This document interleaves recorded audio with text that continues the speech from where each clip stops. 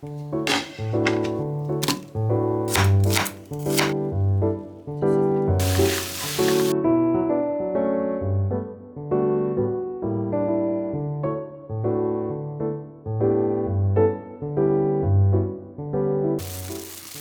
回は畑の野菜と言われるほど栄養価の高いらっきょうを使ったレシピをご紹介します。らっきょうと聞くと甘酢漬けを想像される方も多いかもしれませんが、今回はご飯のおかずにもなるらっきょうのレシピです。らっきょうの素晴らしい健康効果もしっかりとお話をしたいと思いますので、ぜひ最後までご覧ください。このチャンネルでは体に優しい季節の料理や暮らしに役立つ情報などを配信しています。ご興味ある方はぜひグッドボタンとチャンネル登録よろしくお願いいたします。まずはらっきょうを用意します。らっきょうはなるべく粒の大きさが均等なものを選ぶようにしましょう。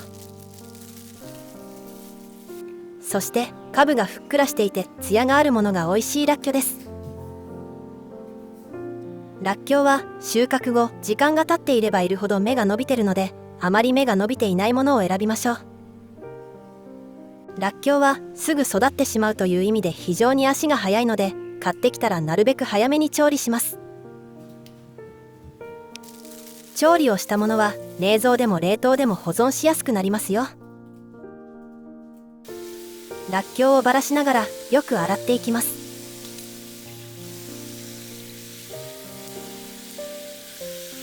洗いながら取れそうな薄皮も一緒に剥いていきます。この薄皮を剥くのが少し大変ですが、薄皮が残っていると食べた時に食感が悪いので、なるべくきれいに剥きましょう。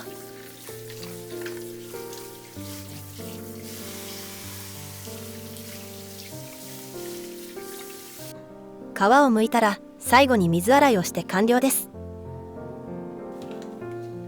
次に根元の部分と茎の部分を切り落としていきます。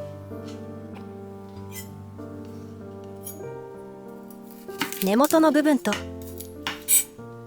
茎はギリギリのところで切りましょう。漬物ではないのでざっくり切り落とさなくても食感は悪くなりにくいです。らっきょうの表面に薄皮が残っている場合は切りながら取り除いてください。傷んでいるところがあったら切り落としてしまえばそのまま使えます。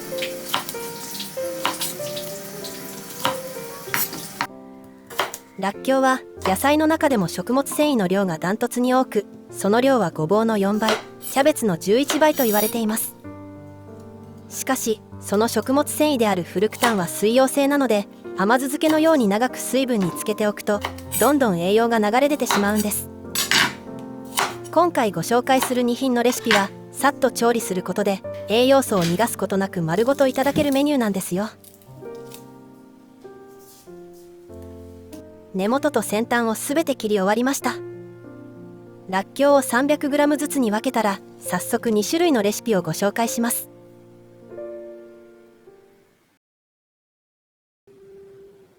最初はらっきょうの佃煮。作り方はとても簡単です。鍋やフライパンに調味料を入れていきます。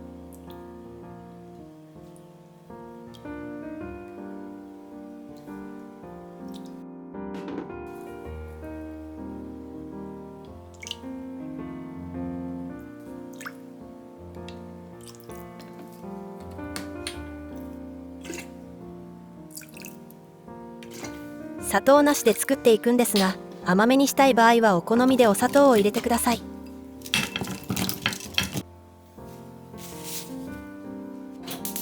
下処理したらっきょうを入れて弱火でコトコト煮ていきます。焦げやすいので様子を見ながら煮ていきましょう。蓋をしてゆっくり煮ることでらっきょうの水分が出てきます。煮汁がなくなるまで煮ていきましょう。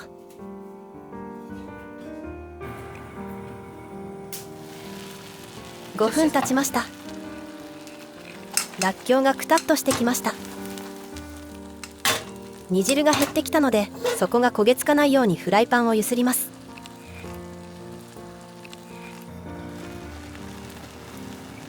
10分後になるとだいぶ煮詰まりました。ここまで来たらあとはらっきょうに煮汁を絡めて照りを出すだけ。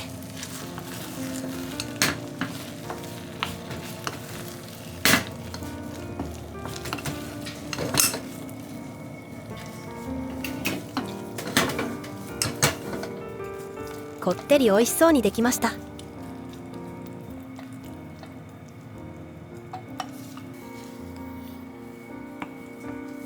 保存容器に移したら完成です。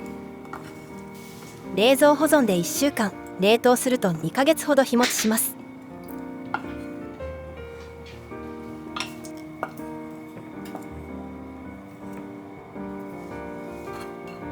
完成です。らっきょうはパリパリした歯ごたえが特徴ですが、煮ると驚くほど食感が変わるんです。炊きたてのご飯にのせていただきます。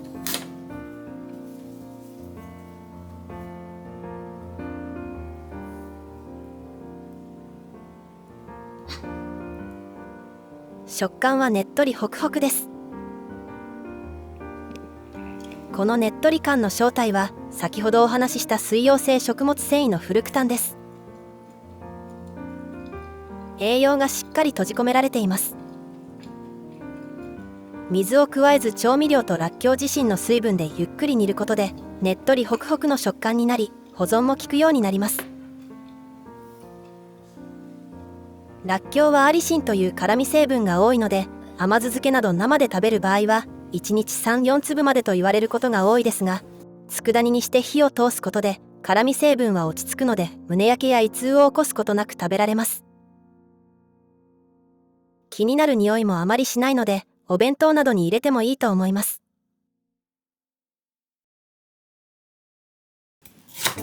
次はらっきょうの甘辛炒めを作ります。下処理したらっきょうを薄切りにします。食感を残したい場合は少し厚めに切って、味をよく染み込ませたい場合は薄めに切るといいと思います。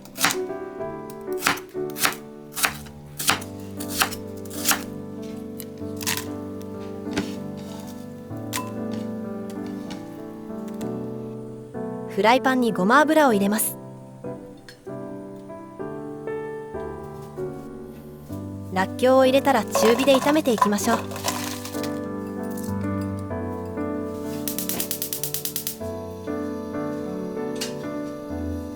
油でらっきょうを炒めることで、らっきょうに含まれるアリシンという成分がアホ塩という成分に変化します。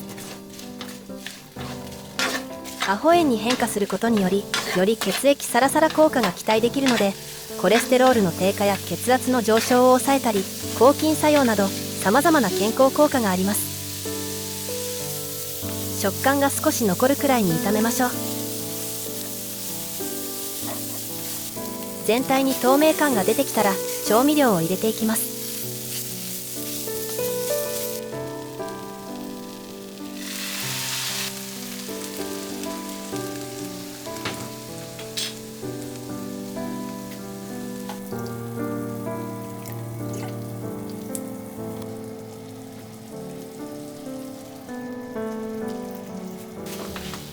よく炒めていきましょう。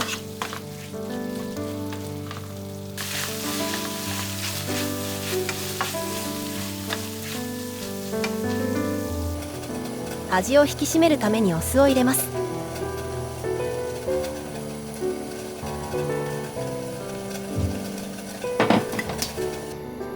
最後にすりごまを入れます。このすりごまが煮汁を吸ってくれるので、煮汁に溶け出したフルクタンを吸い上げてくれます。まろやかさを出す効果もあるので、量はお好みで調整してください。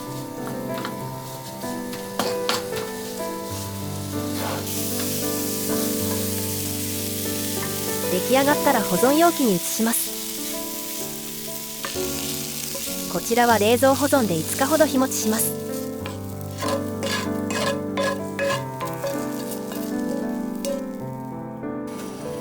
食物繊維とアホ塩が合わさることにより、食事の一品として添えると血糖値の上昇を抑えることができるらっきょうの甘辛炒め。食べるときに七味唐辛子を少し振りかけると味が締まって美味しくなります。鰹節などでも美味しいです。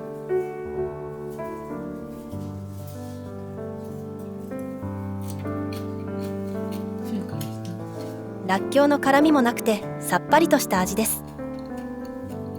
こちらの炒め物はシャキシャキ食感もしっかり楽しめます。甘辛の味付けなのでご飯が進み、しっかりおかずになる一品です。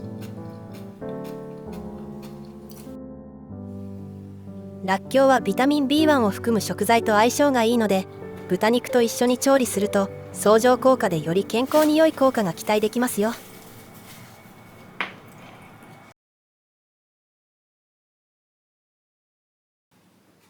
旬のらっきょうを使ったレシピ2選いかがだったでしょうか。血液サラサラ効果だけではなく、便秘解消にも役立つ今が旬のらっきょう、とても美味しいのでぜひ作ってみてくださいね。最後までご視聴していただきありがとうございました。